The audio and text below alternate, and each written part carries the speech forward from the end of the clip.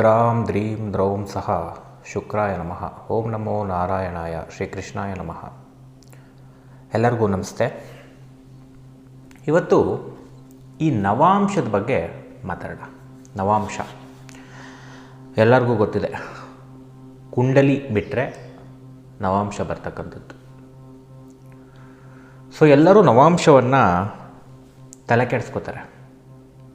ನನಗೆ ಈ ಗ್ರಹ ಇಲ್ಲಿ ಕೂತ್ಕೊಂಡ್ಬಿಟ್ಟಿದೆ, ಕುಂಡಲಿ ಬಿಟ್ಟು ನನಗೆ ಈ ಗ್ರಹ ಇಲ್ಲಿ ಕೂತ್ಕೊಂಡ್ಬಿಟ್ಟಿದೆ, 7ನೇಮಲ್ಲಿ ಈ ಗ್ರಹ ಕೂತ್ಕೊಂಡ್ಬಿಟ್ಟಿದೆ, ಸಮಸ್ಯೆನ. ನವಾಂಶದಲ್ಲಿ ಮಿಡ್ಡಲ್ ಏಜ್ಗೆ ತಗೋತಾರೆ. ಮ್ಯಾರಿಡ್ ಲೈಫ್ಗೆ ಹೆಚ್ಚಾಗಿ ಮಿಡ್ಡಲ್ ಏಜ್ 35 ಆಫ್ಟರ್ ಆ ಮಿಡ್ಡಲ್ ನವಾಂಶವನ್ನು ತಗೋತಾರೆ. ಒಂದು ಇಂಡಿಕೇಶನ್ ಅಷ್ಟೆ. ಎಷ್ಟು ಪರ್ಸೆಂಟೇಜು? 30%. ಇನ್ನು ಉಳಿದಿದ್ದು ದಶಾ ಭುಕ್ತಿಗೆ ಹೋಗಬೇಕು. ಇದನ್ನು ಮೈಂಡಲ್ಲಿ ಪ್ರತಿಯೊಬ್ಬರು ಹಾಕ್ಕೊಳ್ಳಿ. ನನಗೆ ನವಾಂಶ ಕೆಟ್ಬಿಟ್ಟಿದೆ, ಮದುವೆ ಲೈಫ್ ಹಾಳಾಗ್ಬಿಡುತ್ತಾ? ದಶಾಭುಕ್ತಿ ಏನು ಹೇಳುತ್ತೋ ನೋಡಿಕೊಂಡು ನವಾಂಶ ರೀಡ್ ಮಾಡಬೇಕು. ನವಾಂಶದಲ್ಲಿ 7ನೇಮಲ್ಲಿ ಯಾವ ಗ್ರಹಗಳು ಕೂತ್ಕೊಂಡ್ರೆ ಒಳ್ಳೆಯದು? ಸೊ ನಮಗೆ 7ನೇಮಲ್ಲಿ ಸೂರ್ಯ ಮತ್ತು ಕುಜ ಕೂತ್ಕೊಂಡ್ರೆ ಕಂಟ್ರೋಲಲ್ಲಿರುತ್ತೆ ಅಂತ ಹೇಳ್ತಾರೆ. ಮ್ಯಾರಿಡ್ ಲೈಫ್ ಏನೇ ಜಗಳ ಬರಲಿ, ಏನೇ ಸಮಸ್ಯೆ ಬರಲಿ ಸಾಲ್ವ್ ಆಗ್ತಕ್ಕಂಥದ್ದು ಸೂರ್ಯ ಮತ್ತು ಕುಜ. ಸೊ ಇಲ್ಲಿ ಕುಜ ಪಾಪಗ್ರಹ ಅಲ್ವಾ ಸರ್, 7ನೇ ಮನೆ ಕೂತ್ಕೊಂಡ್ರೆ ಅದು ಸಮಸ್ಯೆ ಮಾಡಲ್ವಾ? ನೋ, ಈ ಸ್ವಲ್ಪ ಡಿಫ್ರೆಂಟ್ ಕಾನ್ಸೆಪ್ಟ್. ನವಾಂಶದಲ್ಲಿ ಕೂತ್ಕೊಂಡ್ರೆ ಸ್ವಲ್ಪ ಕಂಟ್ರೋಲ್ ಅಂತ ಹೇಳಿದ್ದಾರೆ. ಸೊ ಹಾಗೆ 7ನೇ ಅಧಿಪತಿ ಯಾರು ಅಂತ ನೋಡ್ಕೋಬೇಕು. ನವಾಂಶದಲ್ಲಿ 7ನೇ ಅಧಿಪತಿ ಅವನು ಎಲ್ಲಿ ಕೂತ್ಕೊಂಡಿದ್ದಾನೆ ಬಹಳ ಇಂಪಾರ್ಟೆಂಟ್. ಎಷ್ಟು ಪರ್ಸೆಂಟೇಜು? 30% ತಗೋಬೇಕು. ಸೊ ಇಲ್ಲಿ ಹಣೆ ಬರ ಅಂತಕ್ಕಂಥದ್ದು ಪ್ರೀ ಡಿಸೈಡೆಡ್ಡು. ಆದರೆ ದೇವರು ಒಂಚೂರು ಆಫರ್ ಏನಾದರೂ ಕೊಟ್ಟಿದ್ರೆ ಅದು ಮ್ಯಾರಿಡ್ ಲೈಫಿಗೆ ಮಾತ್ರ. ಕೋಪ ಬಂದರೆ ತಡ್ಕೋ, ಮ್ಯಾನೇಜ್ ಮಾಡ್ಕೋ, ಹಾಳು ಮಾಡ್ಕೋಬೇಡ, ಕಾಂಪ್ರಮೈಸ್ ಆಗು. ಮ್ಯಾರಿಡ್ ಲೈಫಿಗೆ ಮಾತ್ರ ಆಫರು, ಬೇರೆ ಯಾವುದಕ್ಕೂ ಆಫರ್ ಇಲ್ಲ ಅಷ್ಟು ಸುಲಭವಾಗಿ. ಜಾಬ್ ಕೆಡಬೇಕಾ ಕೆಟ್ಟೋಗುತ್ತೆ, ಬರಬೇಕಾ ಬಂದುಬಿಡುತ್ತೆ, ದುಡ್ಡು ಬರಬೇಕಾ ಬಂದುಬಿಡುತ್ತೆ, ಇಲ್ಲ ಕಳ್ಕೊಬೇಕಾ ಕಳ್ಕೊತೀರ. ಸೊ ಎಲ್ತು ಕೆಡಬೇಕಾ ಕೆಟ್ಬಿಡುತ್ತೆ ಹಣೆ ಬರೋದ ಪ್ರಕಾರ. ಆಟೋಮೆಟಿಕ್ ಚೆನ್ನಾಗಿರುತ್ತೆ. ಈ ರೀತಿ ಈ ಒಂದು ಮಧ್ಯದಲ್ಲಿ ಮ್ಯಾರಿಡ್ ಲೈಫ್ಗೆ ಒಂದು ಭಗವಂತ ಆಫರ್ ಕೊಟ್ಟಿರ್ತಕ್ಕಂಥದ್ದು. ಸೊ ಇಲ್ಲೇನಾಗ್ಬಿಡುತ್ತೆ ಅಂದರೆ ಕಲಿಯುಗದಲ್ಲಿ ಆಯ್ಕೆಗಳನ್ನ ತಪ್ಪಾಗಿ ಆಯ್ಕೆ ಮಾಡ್ಕೊಬಿಡ್ತಾರೆ. ಒಂದು 2 ನಿಮಿಷ ಮಾತಾಡ್ತೀನಿ, ಕೇಳ್ಕೊಳ್ಳಿ. ಸೊ ಆಮೇಲೆ 7ನೇ ಅಧಿಪತಿ ಎಲ್ಲೆಲ್ಲಿದ್ದರೆ ಯಾವ ರೀತಿ. ಇವತ್ತು ಆಯ್ಕೆ ತಪ್ಪಾಗ್ತಾ ಇದೆ, ಅದಕ್ಕೆ ಸಮಸ್ಯೆಗಳು ಹೆಚ್ಚು. ಇವತ್ತು ಗೌರ್ನಮೆಂಟ್ ಜಾಬ್ ಬೇಕು ಅಂತಲೇ ಹೋಗ್ತಾರೆ, IT ಜಾಬ್ಸ್ ಬೇಕು ಅಂತ ಹೋಗ್ತಾರೆ. That is wrong concept. ಹಿಂದಿನ ಕಾಲದಲ್ಲಿ ನಡೀತಾ ಇತ್ತು, ಆ ಜನ್ರೇಷನ್ ಬೇರೆ. ನೀವು ಗೌರ್ಮೆಂಟ್ ಬೇಕಾ ಬೇರೆದು ಬೇಕಾ ಏನು ಮಾಡ್ಕೋತೀರಾ, ಅದು ಒಳ್ಳೆಯದೇ ಆಗ್ತಿತ್ತು ಹಿಂದಿನ ಜನ್ರೇಷನಲ್ಲಿ. ಬಟ್ ಈಗಿನ ಜನ್ರೇಷನಲ್ಲಿ ಪ್ರತಿಯೊಬ್ಬರು ದುಡಿಬೇಕು ಅಂತಲೇ ಇದೆ. ಹೆಣ್ಮಕ್ಳು ನಾನು ದುಡಿತೀನಿ ಅಂತಾರೆ. ನಾನು ಹಸ್ಬೆಂಡ್ ಹತ್ರ ಕೇಳೋಕ್ಕಾಗಲ್ಲ.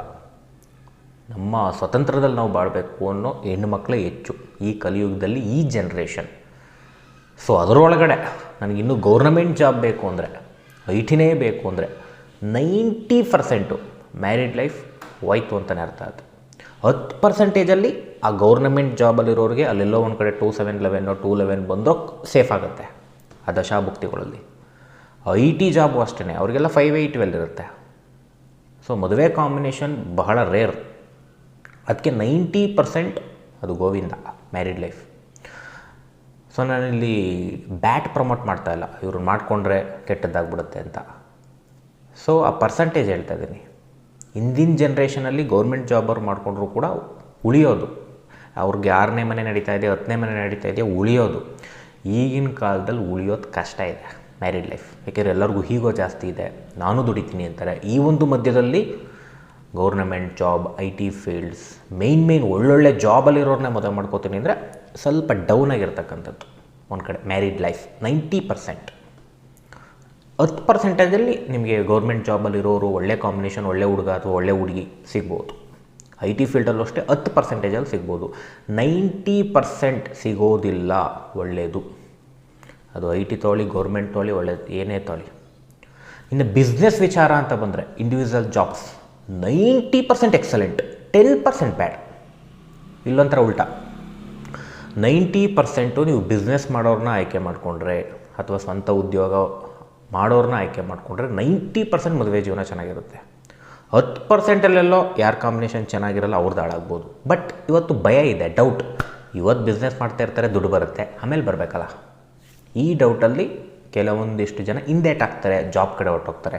Government is permanent, IT luxury life ಅಂತ ಹೋಗ್ತಾರೆ, ಹಾಳು ಮಾಡ್ಕೋತಾರೆ. ಮತ್ತು ಯಾಕೆ ಡಿವೋರ್ಸ್ ಕೇಸ್ ಜಾಸ್ತಿ ಆಗಿದೆ? ನಂಗೆ ITನೇ ಬೇಕು, ಗೌರ್ಮೆಂಟೇ ಬೇಕು, ಇಂಥ ಬ್ಯಾಕ್ಗ್ರೌಂಡ್ ಇರೋರೇ ಬೇಕು, ಸಿಟಿ ಇರೋದೇ ಬೇಕು, ಎಲ್ಲ ನೀವು ಅಂದ್ಕೊಂಡಂಗೆ ಸಿಕ್ಕಿದ ಮೇಲೆ ಬಾಳಬೇಕೋ ಬೇಡವೋ? ಬಾಳೋದಿಲ್ವೇ? ಡಿವೋರ್ಸ್ ತಗೋತಾರಲ್ಲ ಏನಕ್ಕೆ? ಮತ್ತೆ ಹಣೆ ಬರ. ಈ ಹಣೆ ಬರ ನೀವು ಗೌರ್ಮೆಂಟ್ ಜಾಬಲ್ಲಿರೋರು ಆಯ್ಕೆ ಮಾಡ್ಕೊಂಡಿದ್ದೀರಾ, ಒಳ್ಳೊಳ್ಳೆ ಪ್ಲೇಸಲ್ಲಿರೋದು ಆಯ್ಕೆ ಮಾಡಿ ಕೇಳೋದೇ ಇಲ್ಲ. ಜಗಳ ತಂದಿಡ್ಬೇಕಾ ಇಟ್ಟೇ ಇಡುತ್ತದು. ವಿಲ್ ಪವರ್ ಇದ್ದವನು ಬದುಕೋತಾನೆ. ಯಾರೇ ಆದರೂ ಅಷ್ಟೇ, ಅದು ಹುಡುಗನೋ ಹುಡುಗಿನೋ, ವಿಲ್ ಪವರ್ ಇಲ್ವಾ ಅದು ಡಿವೋರ್ಸ್ ಆಗುತ್ತೆ, ಇಲ್ಲ ತಾತ್ಕಾಲಿಕ ಸಪ್ರೇಷನ್ಗಳು ಆಗುತ್ತೆ, ಇಲ್ಲ ಸಮಸ್ಯೆಗಳಿಗೆ ಹೋಗುತ್ತೆ. That is secret.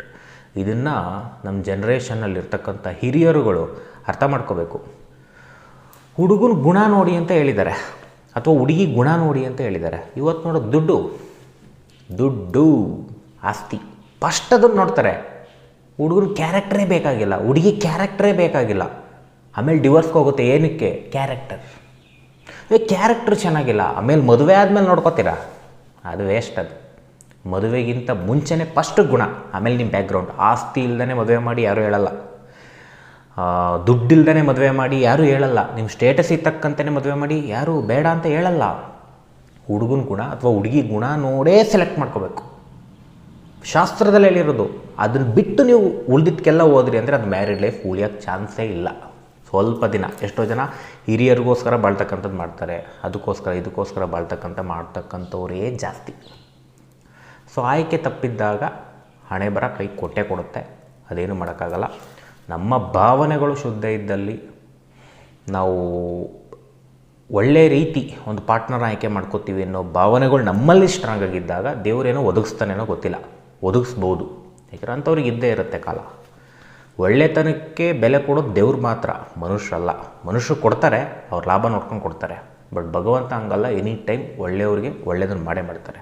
That is secret. So ಈ ಬೇಸಿಕ್ ಪಾಯಿಂಟ್ನ ಅರ್ಥ ಮಾಡ್ಕೊಳ್ಳಿ. 7ನೇ ಅಧಿಪತಿ ಯಾರಿದನ್ನು ನೋಡ್ಕೊಳ್ಳಿ. ಪಾಪಗ್ರಹನೋ ಪುಣ್ಯಗ್ರಹನೋ. 1ನೇ ಮನೆ, 4ನೇ ಮನೆ, 7ನೇ ಮನೆ, 9ನೇ ಮನೆ, 10ನೇ ಮನೆ, 11ನೇ ಮನೆ, ಈ ಸ್ಥಾನದಲ್ಲಿ ಕೂತ್ಕೊಂಡ್ರೆ ಎಕ್ಸಲೆಂಟ್ ಮ್ಯಾರಿಡ್ ಲೈಫ್ ಅಂತ ಹೇಳಿದ್ದಾರೆ ನವಾಂಶದಲ್ಲಿ. Excellent married life. ಎಷ್ಟು ಪರ್ಸೆಂಟೇಜು? 30%. ಉಳಿದಿದ್ದ ದಶಾಭುಕ್ತಿ 70% ಚೆನ್ನಾಗಿದೆಯಾ? ಎಕ್ಸಲೆಂಟ್, ಇನ್ನೂ ಎಕ್ಸಲೆಂಟ್. ದಶಾಭುಕ್ತಿ ಚೆನ್ನಾಗಿಲ್ಲ, ಇಲ್ಲೇನೋ ಇಂಡಿಕೇಶನ್ ಆಗಿದೆ, ಒಂದು ಒಳ್ಳೆ ಪಾರ್ಟ್ನರ್ ಸಿಗ್ಬೋದು ಅಷ್ಟೇ. ಬಟ್ ಅಲ್ಲಿ ಮದುವೆ ಜೀವನ ಉಳಿಯಲ್ಲ.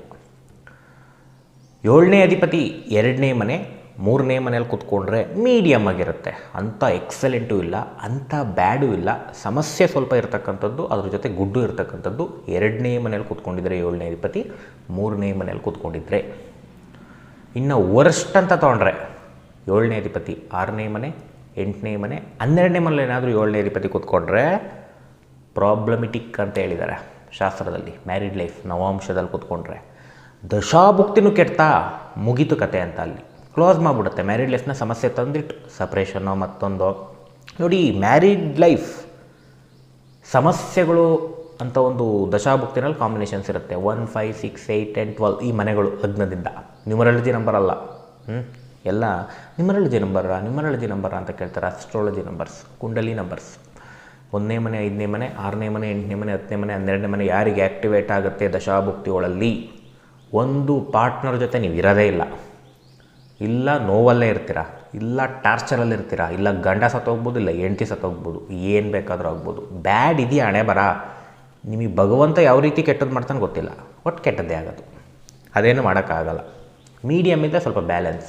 ಎಕ್ಸಲೆಂಟ್ ಇದೆಯೋ ಆಟೋಮೆಟಿಕ್ ಎಕ್ಸಲೆಂಟ್. ಇಬ್ರದ್ದು ಹಂಗೆ ಇರಬೇಕು. ನಂದು ಮಾತ್ರ ಜಾತಕ ಚೆನ್ನಾಗಿದೆ, ಆಪೋಸಿಟ್ ಇನ್ನೊಂದು ಇಲ್ಲ ಅಂದರೆ ಮುಗಿದ ಕತೆ. ಇವತ್ತು ಒಳ್ಳೊಳ್ಳೆ ಜಾತಕಗಳು ಇರ್ತವೆ, ಆಯ್ಕೆ ಬ್ಯಾಡ್ ಇದ್ದಾಗ ನಿಮ್ಮದು ನಿಲ್ಲಲ್ಲ ಮ್ಯಾರಿಡ್ ಲೈಫ್. ಆಯ್ಕೆ ಡಮಾರ್. ಇವತ್ತು ಆಯ್ಕೆಗಳು 90% ತಪ್ಪಾಗೆ ಮಾಡೋದು, 10%ಅಲ್ಲಿ ಕರೆಕ್ಟಾಗಿ ಆರಿಸ್ಕೋತಾರೆ. ಅದು ಒಳ್ಳೆತನ ಇರೋರು 10%ಅಲ್ಲಿ ಆಯ್ಕೆ ಮಾಡ್ಕೋತಾರೆ. ಇನ್ನು ತುಂಬ ಆಸೆ ಇರೋರು, ನಾನು ಸಿಟಿಲಿ ಬಾಳಬೇಕು, ನನಗೆ ಇಂಥ ಜಾಬ್ ಇರೋರೇ ಬೇಕು, ನಾನು ಜಾಬ್ ಮಾಡ್ಕೊಂಡಿರ್ತೀನಿ, ಅಲ್ಲಿ ಮದುವೆ ಜೀವನ 90% ಇಲ್ಲ, 10%ಅಲ್ಲಿ ಕೊಡ್ಬೋದೇನೋ ದೇವರು ಚೆನ್ನಾಗಿದ್ದವ್ರಿಗೆ. 90% ಈ ಜನ್ರೇಷನ್ ಇಲ್ಲಿಲ್ಲ, ಅರ್ಥ ಮಾಡ್ಕೊಂಬಿಡಿ.